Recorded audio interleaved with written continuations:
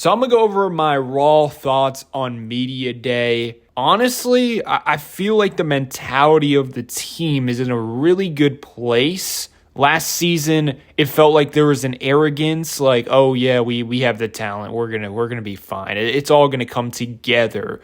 But now it feels like they know they have the talent, but also they gotta back it up. And it seems like everyone's locked in on that goal. And a bunch of players mentioned that there was 12 to 13 to 14 guys in the gym 3 weeks before training camp, and I just don't think that was the case last season or before Media Day last year. Kyle Lowry kind of explained what I'm trying to say. He said something along the lines that the spirits of the team is just in a way better place this time around, and he kind of hinted that the big three are on the same page, unlike last season. So from that perspective, it's good to hear, in my opinion. It's not going to guarantee success on the court, but honestly, I believe that's the first part of the puzzle. Now, there's a lot of negativity around Sixers land because, of course, Joel Embiid hinted that his injury is going to be unpredictable. Paul George also stated that he's doing everything besides full contact, so most likely Paul George won't be there to begin the season,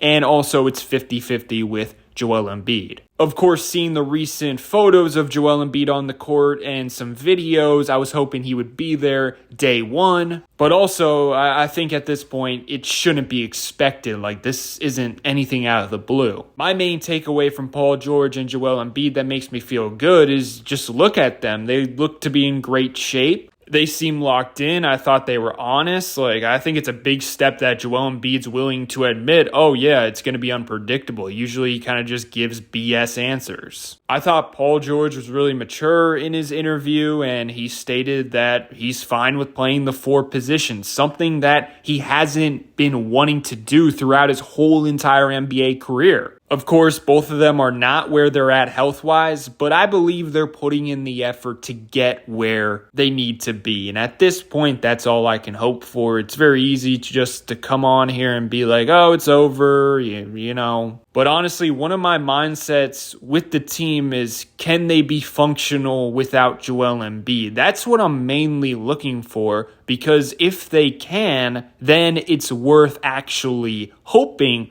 for good health from Joel Embiid. Because last year they were poverty without Joel Embiid, so even if he was healthy, they were not going anywhere. Because we saw in the Knicks series, in the minutes without him, they lost by like -47. So of course I wish they were fully healthy to start the year, but at least they're on the right track, and Paul George said the swelling is going down as he's increasing his workload, so I think he'll be back early in the season. Tyrese Maxey is just a great interview. I love hearing him talk, and you could tell he's really trying to establish the culture on the court for the Sixers. You could tell he's also focused to being competent without Joel Embiid. As we know, he got off to a slow start last season, really struggled efficiency-wise, and he mentioned that last offseason was kind of weird. He couldn't work out because he was in contract negotiations. He wasn't trying to get hurt. So he was really late to, working on things. But since the Sixers weren't in the playoffs, he got right to work. So I think he's going to start out very hot, unlike last season. One thing I always try to say when talking about Maxey heading into next season is I believe he's finally ready to be the guy on the basketball court. Like, he knows what's coming.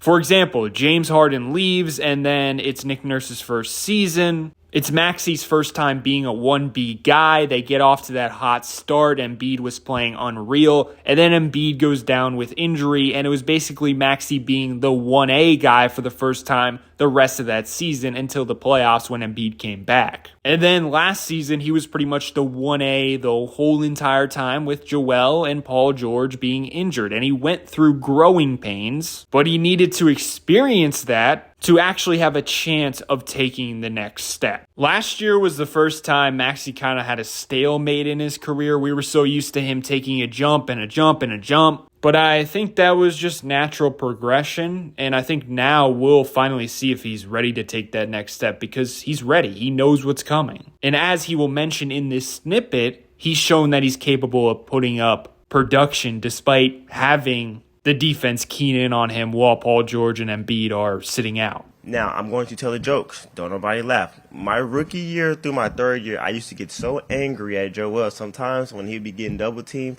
And I'm like, bro, I'm wide open. And he's like, bro, I can't see you. Then people started double teaming me, and I said, people were like, bro, I'm open. I said, trust me, I really can't see you.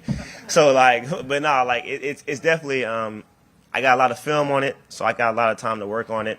And I do feel a lot more confident in it.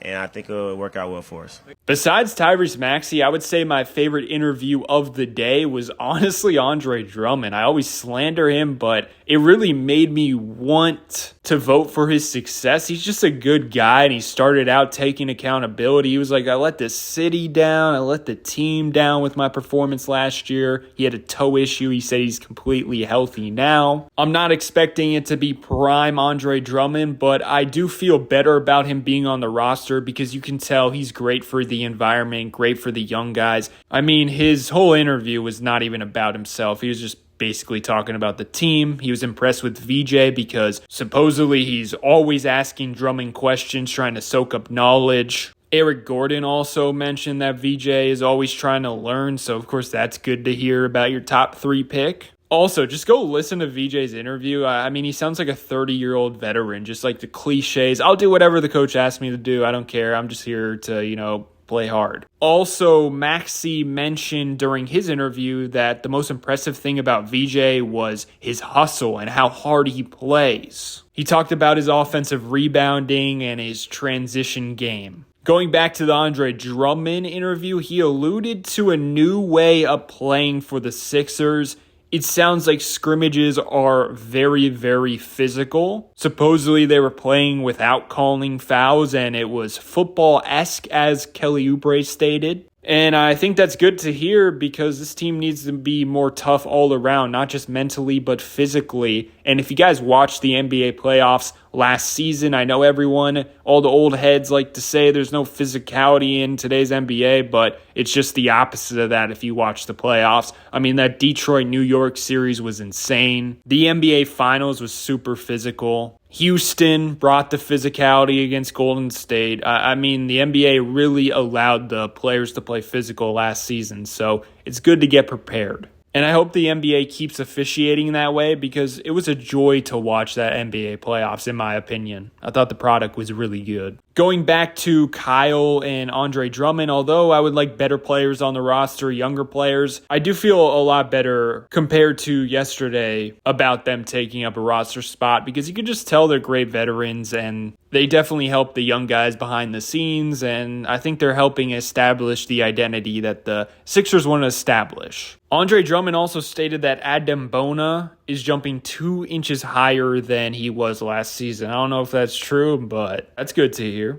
Now let's talk about the main event, the last 2 people to speak, the Butt Buddies, Daryl Morey and Nick Nurse. I really enjoy how Daryl Morey started out. He basically said that the only thing that matters is results, and what we say really doesn't matter until you get that. That's exactly what I want to hear. And just like everyone else, they hinted at the fact that the team is just way more together. And even though it's voluntary until after media day, players were here participating and getting their work in. And I want to emphasize every single player pretty much. And of course, Morey and Nick Nurse talked about that. Once again, that doesn't guarantee on-court success, but I think that's the start to it. Nick Nurse also emphasized that the team has to be ready for missed games. That's the situation, and every other team has to deal with it too, and they got to do a better job responding that way. I got a sense from Maxey, Morey, and Nick Nurse, they're really trying to be competent without Embiid this year. I think that's a goal for them. And honestly, I think that should be the main goal for this season because not only will that help with Embiid, but also life after Embiid. Daryl was asked about Quentin Grimes, and he said hopefully there will be a resolution in the next coming days. So that's something to look forward to. Obviously, there's a deadline for the qualifying offer, October 1st, I believe. So Grimes will probably just accept the qualifying offer at this point, or it's going to be a balloon deal, which will be for one season and probably around 14 to 17 million, I would assume. Daryl Morey was also asked what are his expectations for the team. Does he still have championship aspirations? Is he looking at the championship odds?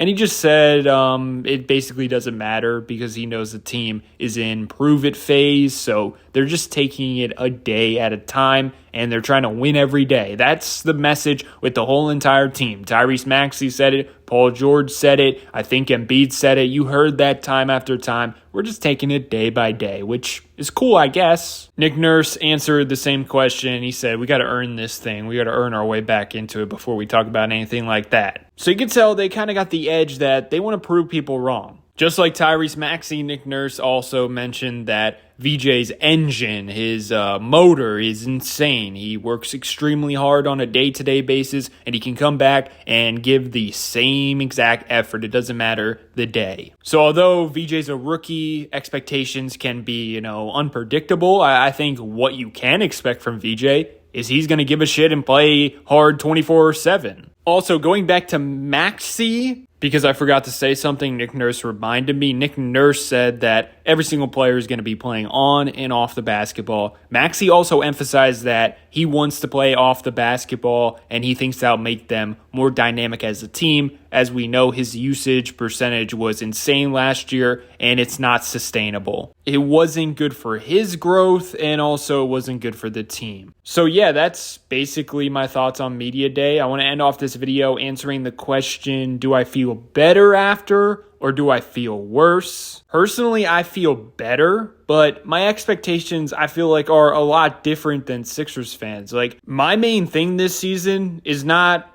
championship. It really is, I want to be more competent without Joel Embiid. Because personally, I'm hoping for the best. I think he's trying to do his best and he looks to be in great shape, but his health cannot be counted on for this season and moving forward. So I think the most important thing is establishing something without him for now and the future. And if he's there, he's there. That'll be great. And the reason I feel better after today is I think they have the right mentality to make progress in that aspect. Once again, that doesn't guarantee anything on the court, but it's a start, and that's all I'm looking for after Media Day. Can't wait for preseason, can't wait to break it down, so stay tuned, check out my other videos, and let me know your thoughts below. Do you feel better or worse?